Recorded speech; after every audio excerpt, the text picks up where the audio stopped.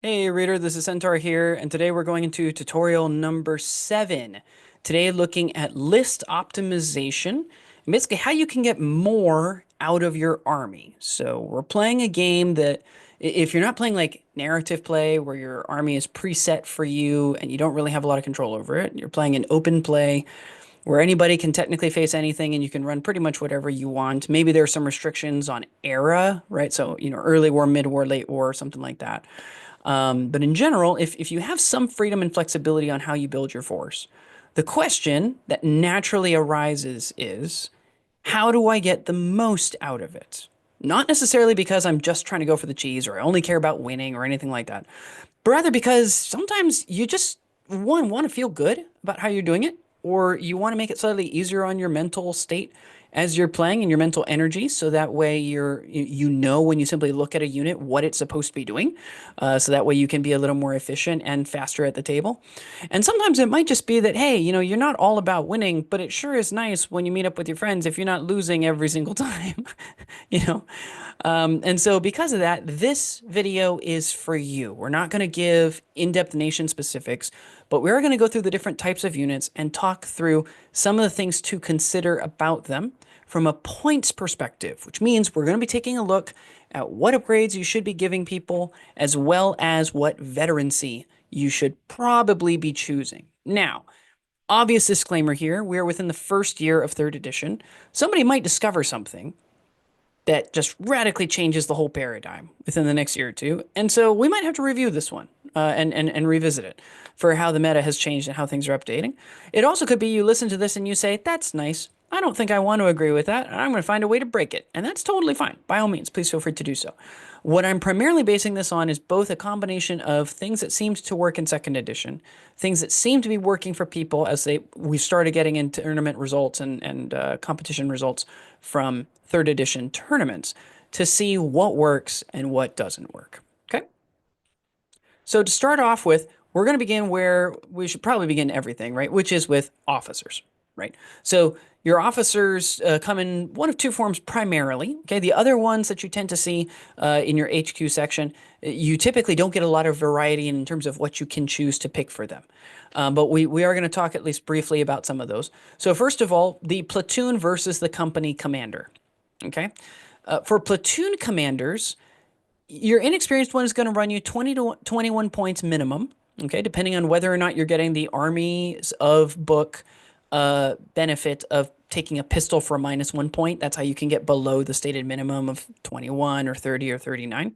So if you took just the officer by himself, no extra buddies with him, take a pistol to make him cheaper if you have that benefit, an inexperienced officer is a good choice for backline officers.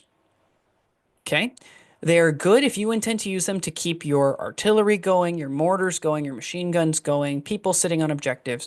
If you have them camping out behind buildings, like you can technically move them up just as long as they always end out of line of sight and they're not in danger of being removed, because this is an easy order dice to remove, especially with machine guns and snipers. Okay. So if you want to get the most out of an officer, you can save yourself an awful lot of points, right? I mean, half the points of a veteran officer effectively for and that can get you quite a bit. You can get an extra order dice out of that. You can get a whole extra unit out of that if you just make the one change of dropping a veteran officer to an inexperienced officer.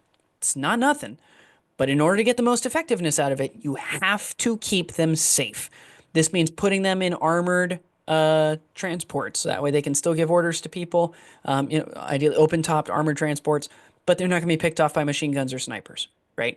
It means keeping them behind buildings, keeping them behind ruins, keeping them behind forests, something that makes it so that the opponent, if they want to shoot at them, it just automatically misses. Beware of maneuver warfare. Beware of outflanking units. Beware of fins in general. Okay? These are the things you need to watch for when you're using inexperienced officers. For regular officers, they do work perfectly fine in backline roles, which is good for armies like Japan and Finland that can't take, at least as of currently, inexperienced officers because they have a trained officer corps. But they also work decently as midfield officers. Okay, whereas inexperienced officers, you pretty much want pistols or rifles on them. You don't want to spend extra points. You don't want to shut down their range. You either want them for just making them as cheap as possible with the pistol, or making them a potential 24-inch pin generator, maybe if they hit, For regulars, you can still get away with rifles because they can still generate pins quite nicely. Americans also can get the benefit of their Army Special Rule, as could the Brits if they're taking the rapid fire upgrade.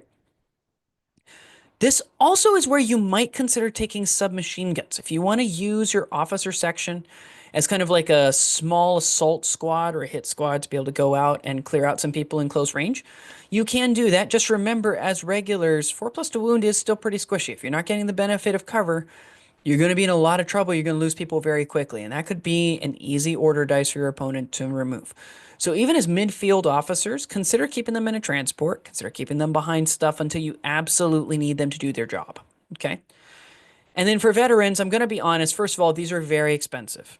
Okay. For what you're getting at 39 points, you can get a mortar that's going to do more damage, right, than this officer all game long.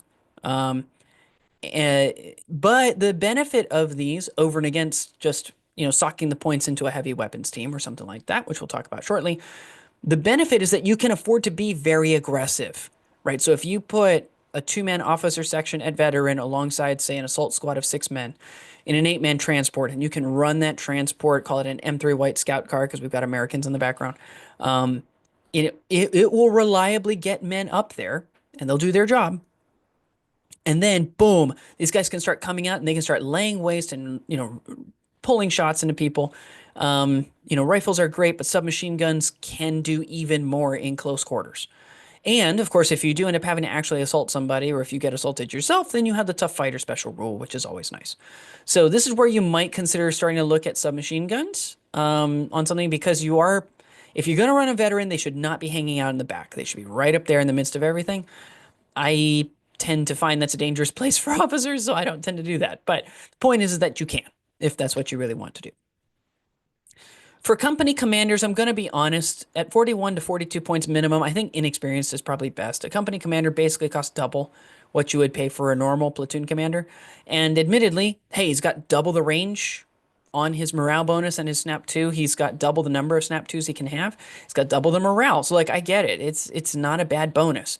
And the points are perfectly fine for what you're getting. I just think that in general, if I'm using it to snap up, men that are nearby, or I'm just trying to keep men in the fight, I've got maybe some multiple rocket launchers, and so they're doing pins to themselves and possibly pins from enemies, and probably took them inexperienced anyway, so they're already starting at morale of 8.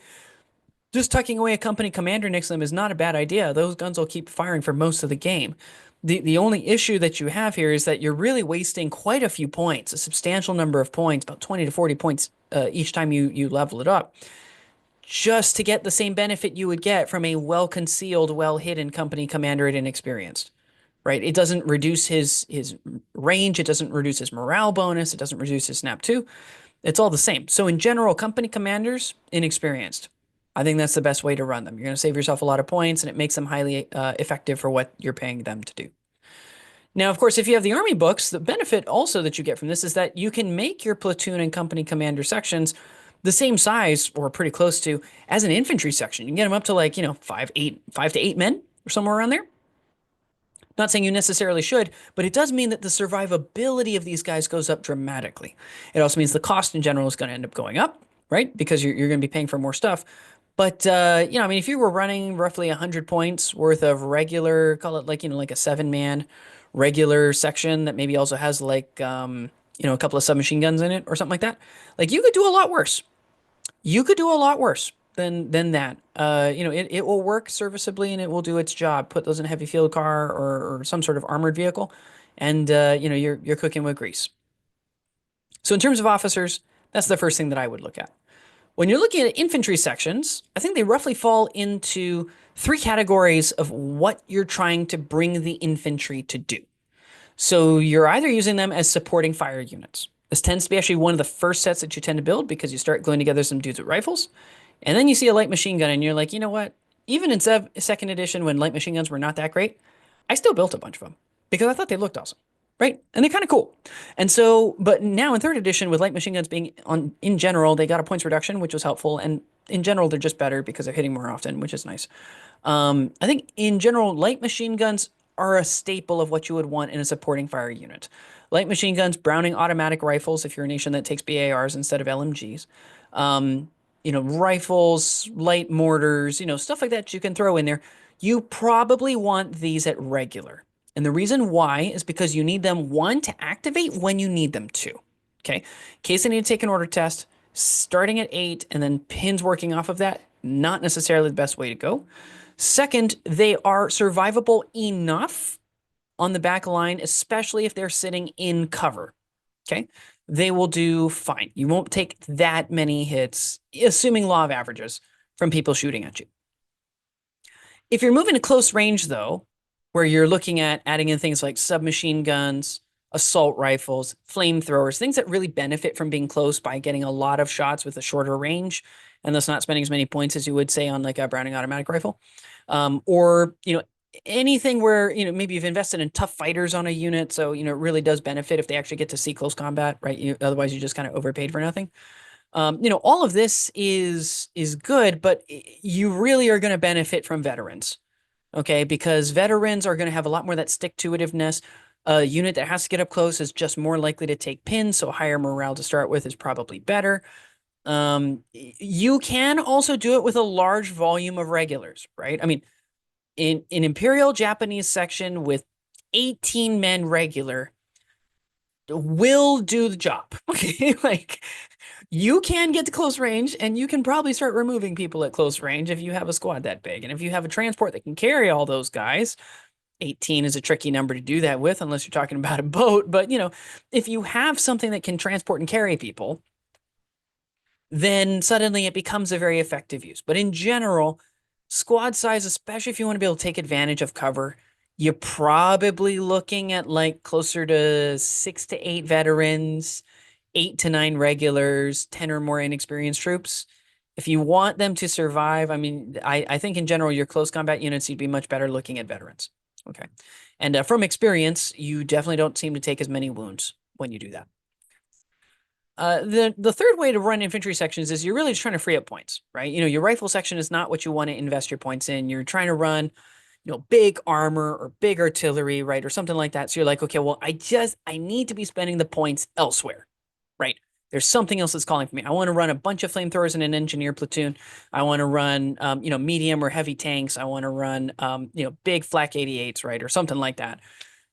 You got to free up points somewhere. And so you might consider taking dudes with pistols or dudes with rifles and taking them inexperienced in your rifle platoon. I am not saying this is necessarily the best way to do it. So far in third edition, I have not seen even large amounts of inexperienced troops be particularly effective in third edition, mostly just because pins are just more plentiful in this edition than they were in the last one. But if you're looking at infantry, if you're thinking, how do I want to build my army? I would think in these 3 categories. Am I trying to build a supporting fire unit? In which case, I'm not throwing a submachine gun on the officer, even though you typically can. I'm not throwing a pistol anywhere in there. I'm taking rifles. I'm taking light machine guns. I'm taking BARs. If I could access light mortars and you like light mortars, you can take light mortars. I don't particularly like light mortars, but you can. Okay. If you're building them in close, take assault weapons. Okay. Take flamethrowers, that sort of stuff. Probably take them veteran.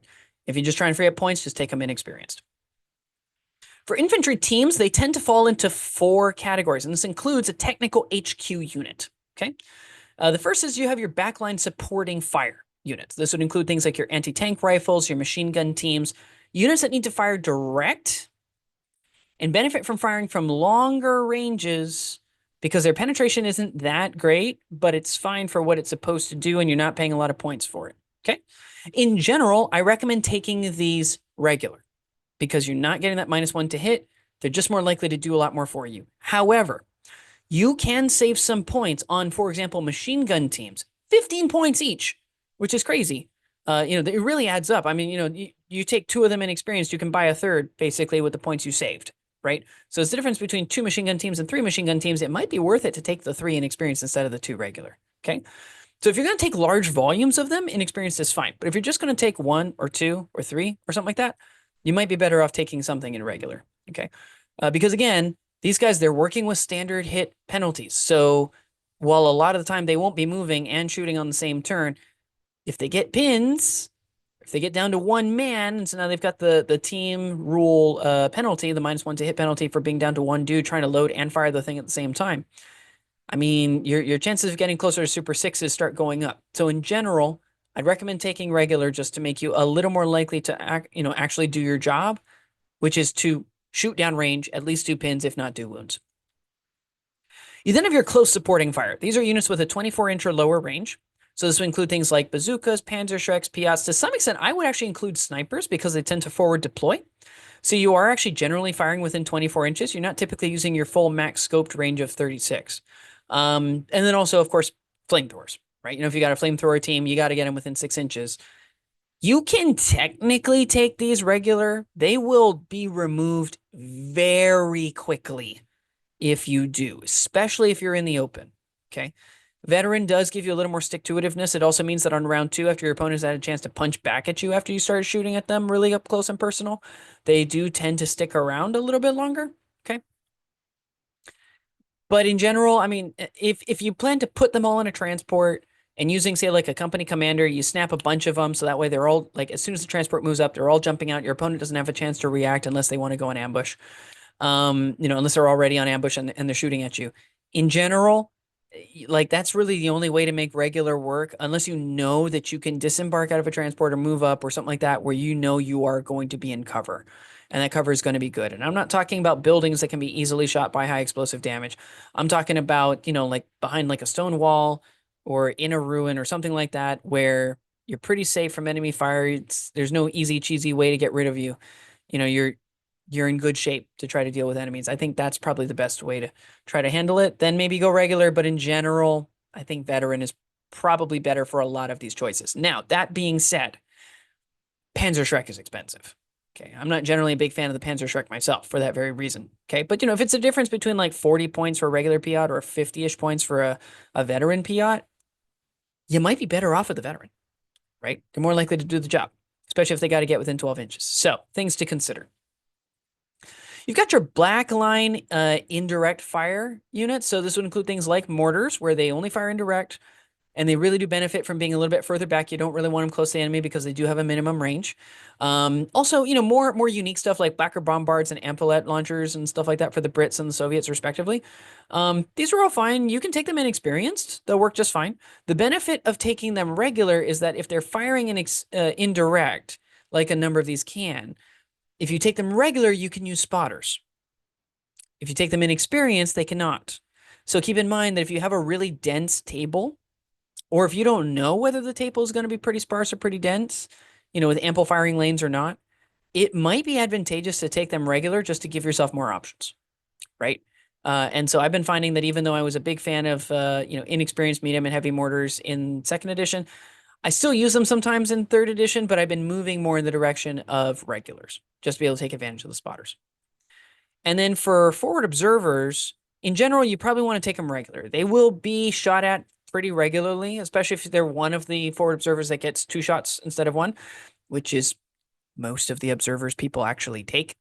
People have a good incentive to remove you pretty early, so that way you're not getting off a 2nd shot. But like, the difference between a regular and a veteran, especially if you have infiltrator, so in heavy cover, you're looking at a 3+ save without having to go down. Like it's not a dramatic difference, but I don't know. In my mind, the extra points that you're spending to upgrade them to veteran, I just don't know that it's worth it, especially if you plan to give him a 2nd or a 3rd dude with him in order to help just keep him alive from just general machine gun fire or mortars or something like that. It really adds up when you start adding in multiple dudes on top of that. So generally, I tend to run them regular. You can play around with running them veteran. If for thematic reasons you want to do that, that's totally fine too. But theme and historical reasons isn't really what this video is talking about. So, maybe we'll talk about it in a future video. But in general, for this one, since we're trying to optimize, you can save points by taking them regular. Artillery. These also tend to fall into 3 categories. You have your direct fire support, which is anti-tank guns and anti-aircraft guns. They have to fire direct. They generally benefit from being at range. You should take these regular. It's good enough for getting your orders off, especially if you have a platoon commander nearby. It's good enough for hitting stuff because you're not suffering the -1 penalty for being inexperienced. Veteran is really lost on these guys. You don't generally need that. For your flexible fire support, that is, say, things that can fire direct or indirect, which is howitzers. Inexperienced is fine if you plan to fire indirect all the time. As I mentioned in the light howitzers video, I'm not entirely sold that you should be firing them indirect all the time. If you're going to do that, you should just take mortars, because mortars are cheaper and they do that exact same thing basically just as well, except that they have a better minimum range. So I would just go with mortars if that's what you want to do. So in general, I would take them regular, especially since regular means you can take advantage of a spotter, assuming, even if you can't purchase one yourself, like a light howitzer can't, in general. Um, I think it's probably worthwhile just to, you know, give yourself again the options, especially if you're combining an artillery platoon with a heavy weapons platoon and you've got mortars that are bringing spotters. It might be nice just to have the option. For indirect fire support that only can fire indirect, this would include multiple rocket launchers and probably spigot mortars. Obviously, we'll see once we learn more about spigot mortars.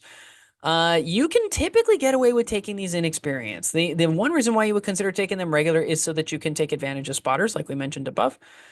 But in general, like if you take them inexperienced and you hit even one unit, there's a non-zero chance you just made your points back just with that one hit, right? And if you get anything above that, which multiple rocket launchers and such are kind of designed to do, then you'll probably do pretty well for yourself, right? You're probably ahead of the game in terms of what you could have expected from one single artillery piece hitting once. So, in general, I think you're looking at primarily regulars is what I would guess, unless you're going like really lean hard into the skid with something like a multiple rocket launcher, you can get away with inexperienced. Armored fighting vehicles. This includes armored cars, self-propelled guns, tank destroyers, tankettes, all the jazz. Okay, AA platforms. Um, what you take, I'm just going to tell you now. You don't take them inexperienced. If you're going to pay points for this sort of stuff, I just don't think it's worth it to take it inexperienced. The -1 to hit is going to wreck all of these in terms of the math for them. It makes them all particularly untenable. You're easily pinned. You don't have good morale. Even if you're near an officer, you're taking chances you really shouldn't have to take with a unit that costs as much as it does. Okay. So in general, you're going to see that the recommendation is going to be regular just to help you save points. Okay. And so for a damage value 6+ vehicle, they're very easy to destroy, which means you really don't want to invest that much in them. So I would take them regular. This would include some armored cars, some anti-aircraft truck platforms, as well as some AT gun portees. You can actually get most heavy weapons on a DV6 vehicle of some way, shape, or form. Various different types of machine guns, sometimes even howitzers, AT guns, auto cannons.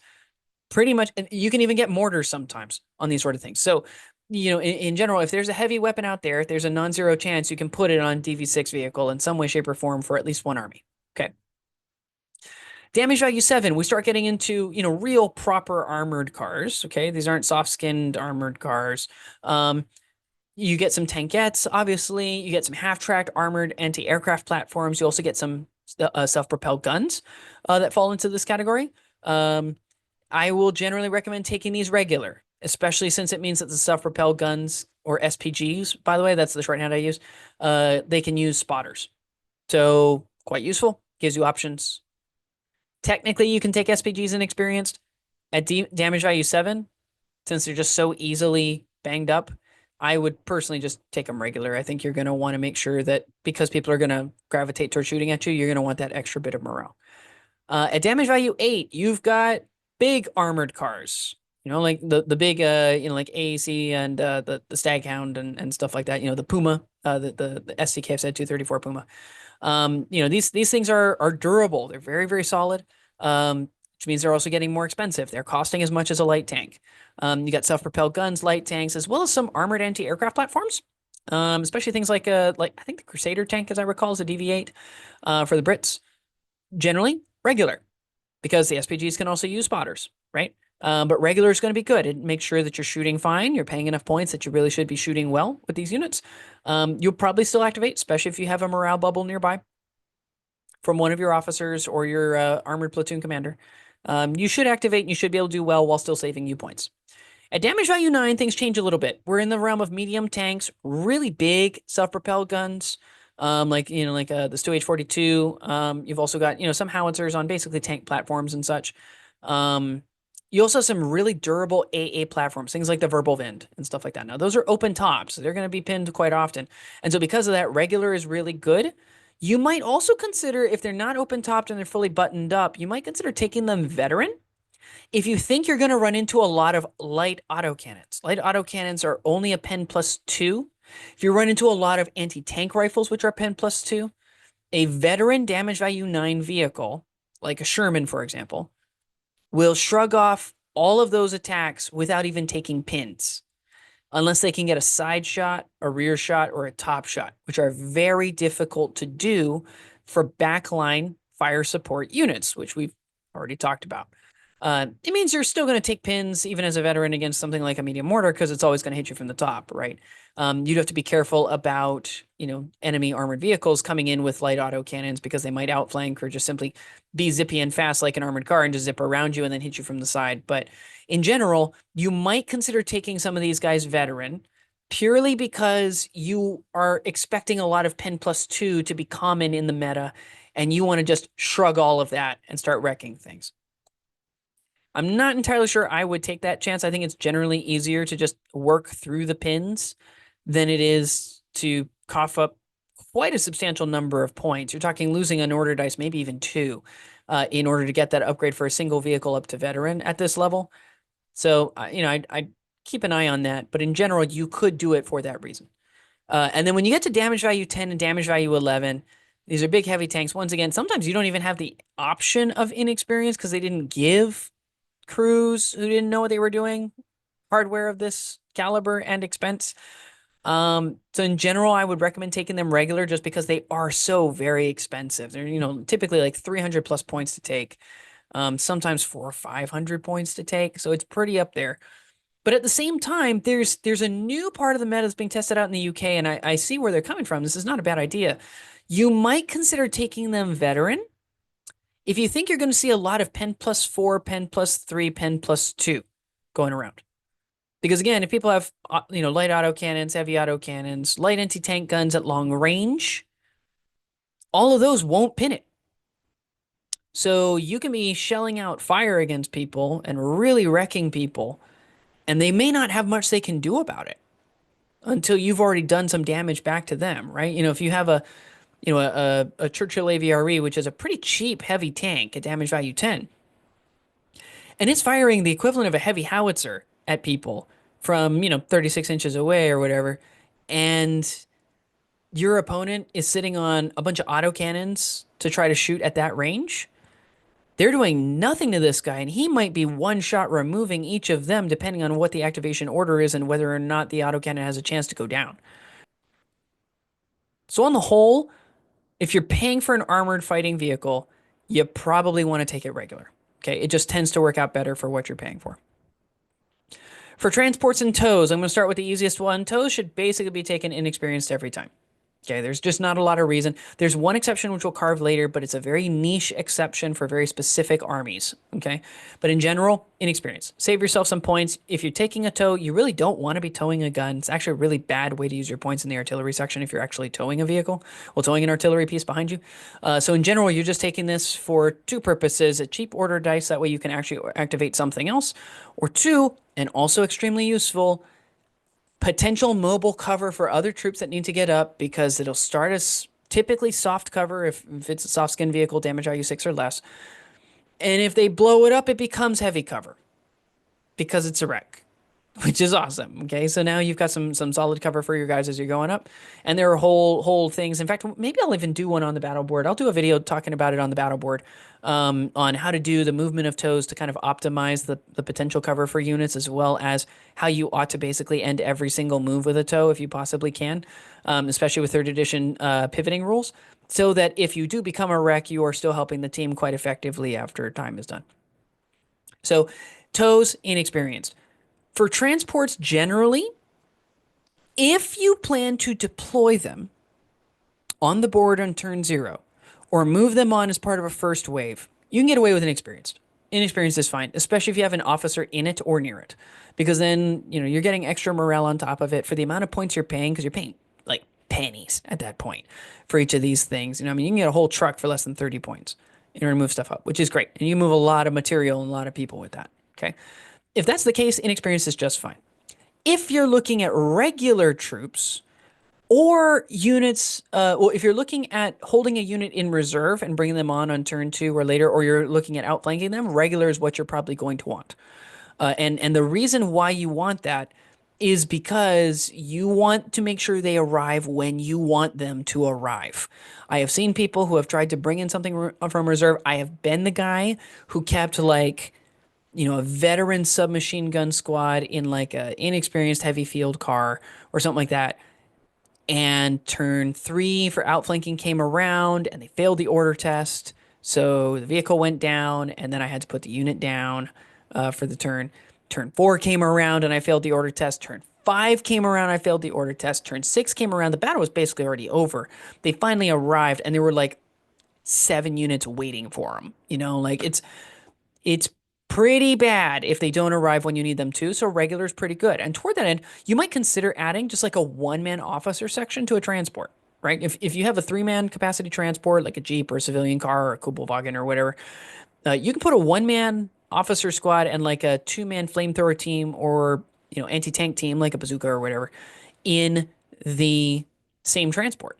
And now that transport at regular is starting at 9, goes up to 11 with that platoon commander in it, which means even if they get the -1 for coming in from outflank, it's like they're coming in at veteran, which is fantastic because you didn't have to pay for a veteran transport, right? You saved yourself some points, all because of you strategically placing your platoon commander to give you an option, an asset that would help you tactically on the field. Okay. Now, the exception in general to this rule is if you're taking a gunned transport or tow, because there are some tows that can take machine guns. Okay, they're generally American and French. Okay, but they do exist. And if that's the case, I'd pretty much take them regular every time because you don't want that extra -1 to hit. It's not typically that many more points to take the extra veterancy on them. So, you're only shelling out like, maybe 5, 10 points, sometimes even less than that in order to get the upgrade, but you're going to make them dramatically more effective. And since vehicle machine guns, especially, are already suffering halved shots, you don't have nearly the same bandwidth and value that you would, say, with an inexperienced machine gun team in the same spot. So, in general, gun transports, take them regular, especially if you're paying for an armored transport. If you're going to pay those points, you might as well get some value out of the guns on it. For the three-man transports, again, flamethrowers, bazookas, Panzerschreck, caddies, that's what this is supposed to be. Okay. For larger transports, you can put assault squads in there. Works very well. Units that are designed to use assault weapons like submachine guns and assault rifles to get right up in there. Those close firing support units. I would generally consider including officers if you can inside of them, just to again make sure that they do their job. Officers might have submachine guns as well, so it might actually be a really good synergy for them. You can also put your anti-tank units in there, things like Piats, bazookas, Japanese lunge mines, things like that. Mix. Right. Again, it depends on how much capacity you have in the transport. If you have only like an 8-man M3 White Scout car or a 6-man VUDB Burley, it might be like a single officer with a 5-man assault squad, right, or something like that. But you can mix if you want to. So pulling it all together, how does this look? And kind of looking at it from the platoon structure, you have to take a rifle platoon.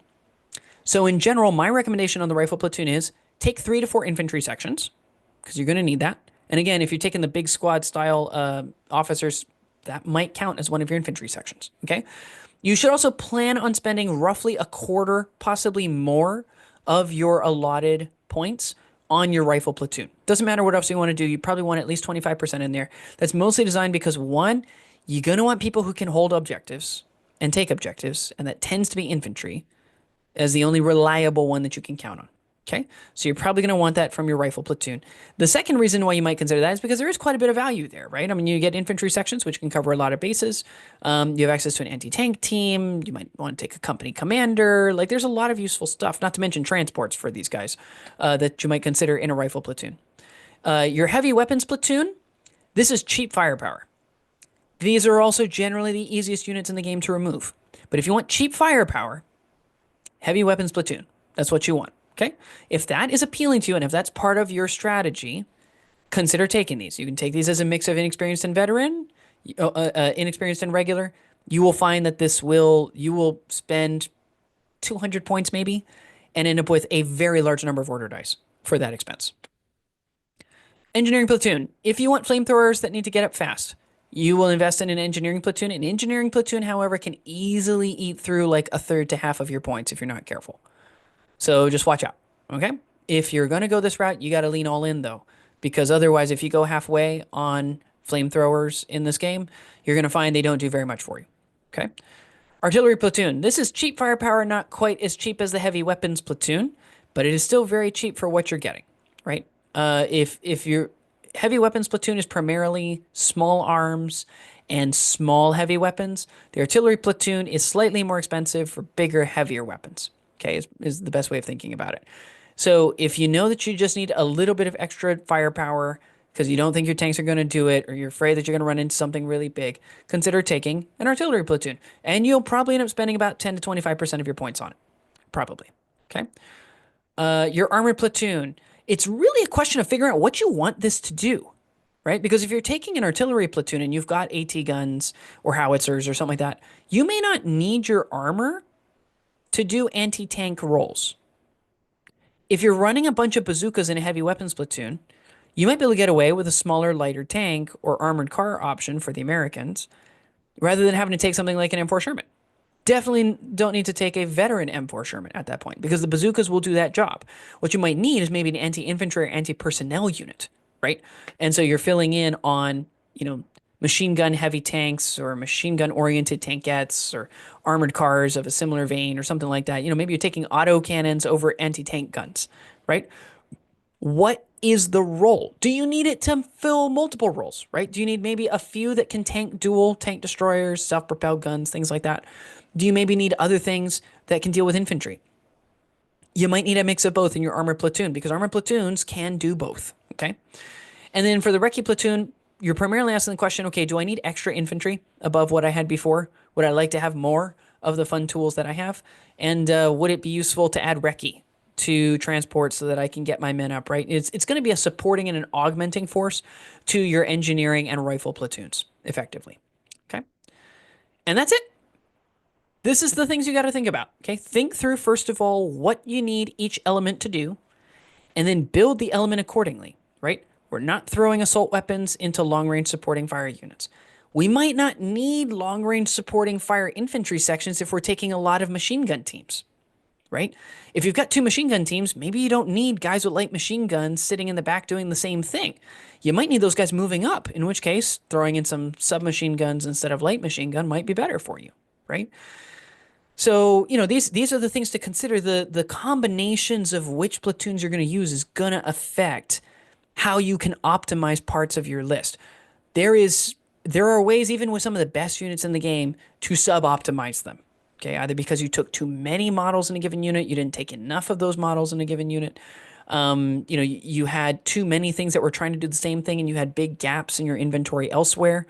You built your list to only sit back and shoot instead of having the ability to push up and take objectives. Like, there's a lot of stuff that can all come into it. And so when you're thinking through these things, don't think about them in a vacuum. Don't think, okay, if I'm going to run a rifle section, I have to run them with a light machine gun.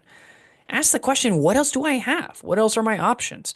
Can I save points in one place in order to make points in another place? This is how we're trying to think about it. Okay?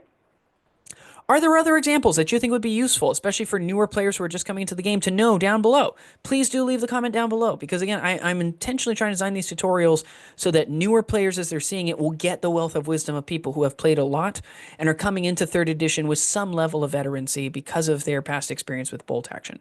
Are there advantages or disadvantages that I didn't mention? Is it possible that maybe, I don't know, maybe there is a reason for taking an inexperienced tank? All right, whatever it is, please let me know down in the comments below, and I will see you next time.